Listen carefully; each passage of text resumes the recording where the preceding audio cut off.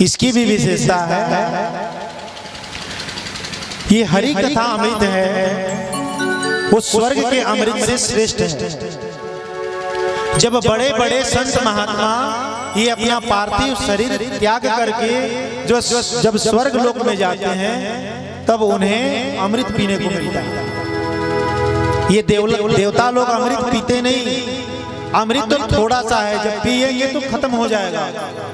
केवल अमृत को सूंघ सूंघ करके जीते हैं ये देवता लोग, कहीं खत्म न हो जाए। तो जब बड़े बड़े संत महात्मा ये अपना शरीर त्याग करके स्वर्ग में जाते हैं तब उन्हें स्वर्ग का अमृत मिलता है। लेकिन भगवान की कथा, ये हरि कथा अमृत पीने के लिए आपको मरने की आवश्यकता नहीं, आप जीते जी इस कथा को अपने कानों से सुन सकते हैं, इसका रसपान कर सकते हैं, मरने की आवश्यकता नहीं।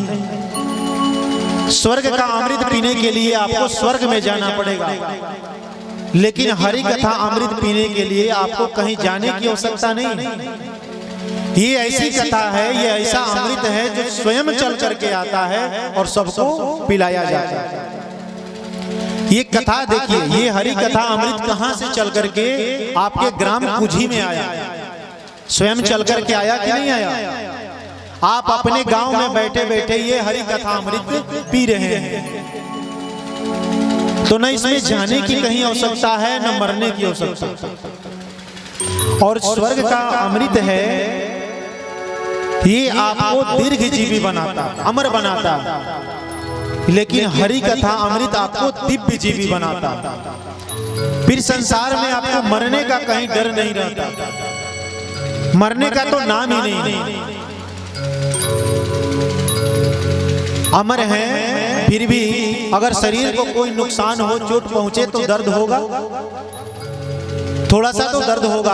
आप जान रहे हैं कि हमें मरने वाले नहीं, फिर भी शरीर को कष्ट होगा तो आपको दर्द होगा, मन दुखित होगा।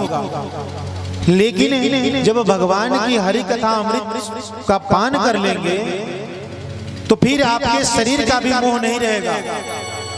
शरीर में चाहे कितना भी कष्ट आवे, आपके मन को, आपको, आत्मा को कभी भी चोट नहीं पहुंचने वाला, दिव्य जीवी बनाता है। तो हर प्रकार से ये स्वर्ग का अमृत है। स्वर्ग के अमृत पीने के बाद धीरे धीरे पुण्यों का नाश होता है, ऊपर से नीचे की ओर आता है, और हरि कथा अमृत पीने वाले नीचे से ऊपर की ओर जाते हैं, भगवान के परम पद को प्राप्त करते हैं। तो स्वर्ग का अमृत ऊपर से नीचे लाता है और हरि कथा अमृत नीचे से ऊपर ले जाता है। अब आप बताएं कौन श्रेष्ठ है? स्वर्ग का अमृत श्रेष्ठ है कि भगवान की हरि कथा अमृत श्रेष्ठ है? अब आप समझ से आए कौन श्रेष्ठ है, अपने में आप हिसाब लगाते रहे। भागे भागे सभी देवता ब्रह्मा जी के पास गए, ब्रह्मा जी से शिकायत की, प्रभु हमने तो भगवान की कथा सुनने के लिए सुखदेव जी के पास गया, लेकिन सुखदेव बाबा ने हमें डांट करके भगा दिया। ये ऐसी कथा में कौन सी दिव्यता है जिसे हम देवता होकर के भी नहीं सुन रहे हैं? ये मानवों के लिए सुखदेव बाबा क्यों सुना रहे हैं? ब्रह्मा जी ने कहा, देखो देवताओं, एक काम करते हैं, हम लोग ये देखते हैं ये कथा 7 दिनों तक चलेगी। सुखदेव बाबा परीक्षित को सुनाएंगे, 7 दिन के बाद स्वयं पता लग जाएगा कि कथा सुनने से क्या लाभ होता है। आखिर ये कथा स्वर्ग के अमृत से श्रेष्ठ कैसे? जैसे ही सुखदेव बाबा परीक्षित महाराज को ये कथा सुनाने लगे, 7 दिनों के बाद जब कथा सुनने के बाद परीक्षित महाराज को परम पद प्राप्त करते हुए सभी देवताओं ने देखा, तुरंत ब्रह्मा जी भी चक्कर में पड़ गए। भाई, इस श्रीमद् भागवत की कथा में ऐसी कौन सी महत्ता है जो परीक्षित जी महाराज को श्राप मिलने के बाद भी भगवान के परम पद प्राप्त हुए? तो उन्होंने एक तराजू लिया, एक तराजू में, एक पलड़े में अनेक धर्म ग्रंथों को रखा और दूसरे पलड़े में श्रीमद् भागवत को रखा। जैसे ही ऊपर उठाया, जो अनेक ग्रंथ रखे थे वो पलड़ा एकदम से ऊपर हो गया और श्रीमद् भागवत का जो पलड़ा था एकदम से नीचे हो गया। तुरंत ब्रह्मा जी ने घोषणा कर दिया, लघुन्यानि जातानि घोरवेड इदं महा तदारीसी गणा सर्वे विस्मयं परमं ययो। सभी लोग आश्चर्य में हो गए। तुरंत ब्रह्मा जी ने घोषणा कर दी, मेनिरे भागवत द्रुपम शास्त्रम भागवतम कलम। कली काल में श्रीमद् भागवत से बड़ा कोई धर्म ग्रंथ हो ही नहीं सकता। बोलिए श्रीमद् भागवत भगवान की जय। तुरंत ब्रह्मा जी ने घोषणा कर दिया, कली काल में सर्वश्रेष्ठ जीव को मुक्ति दिलाने वाला है तो वो है श्रीमद् भागवत।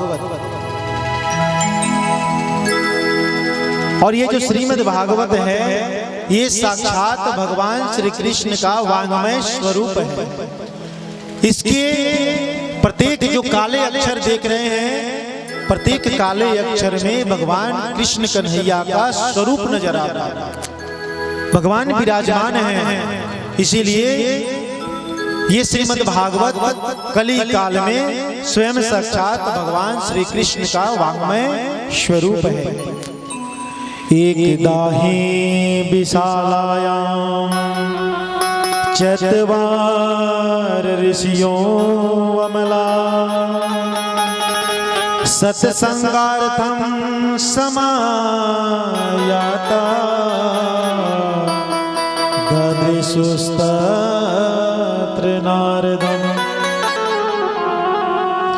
एक बार बद्री विशालपुरी में सत्संग की इच्छा से चारों भाई सनक, सनातन, सनंदर और सनत कुमार सत्संग की इच्छा के लिए घूम रहे थे। अचानक रास्ते में नारद जी दिखाई पड़ जाते हैं। जब कोई सत्संगी कोई दूसरे सत्संगी को देखता है तो खुश हो जाता है, चलो भाई कोई तो हमें भगवान की चर्चा करने वाला मिला। जैसे ही चारों भाइयों ने नारद जी को देखा, चारों भाई प्रसन्न हो गए। चारों भाई नारद जी के पास सन्मुख आए। जैसे ही सामने आए, देखा नारद जी का मुंह लटका हुआ। सोचने लगे चारों ऋषि कुमार, आश्चर्य से नारद जी से पूछा, कथम ब्रह्मण दीन मूकः कुतश्चा चिंतातुरो भवान् त्वरितं गम्यते गोत्र कुतश्चागमन सतव।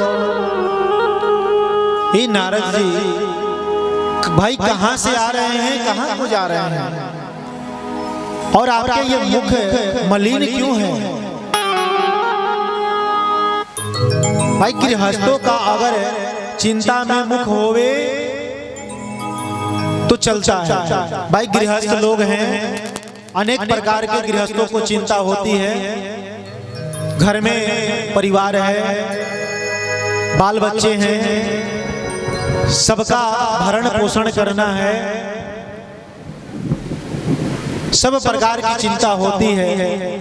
लेकिन नारद जी आप तो संत हैं, और भाई संतों को किस प्रकार की चिंता? संत तो हमेशा भोजन किए और भजन में मस्त रहे। फिर आपको भाई किस बात की चिंता?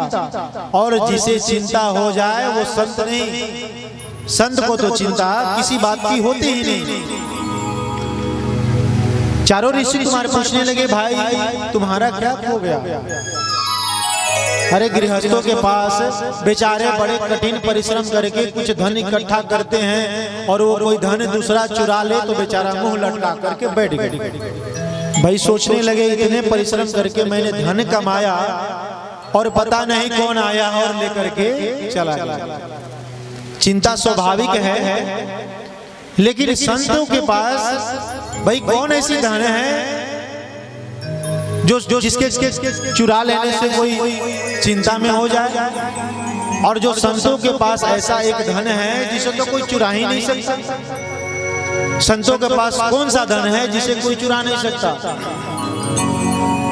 संतों के पास एक बड़ा ही प्यारा धन है, हमारो धन राधा श्री राधा श्री राधा, हमारो धन राधा। मीठी मीठी ताली बजाते हुए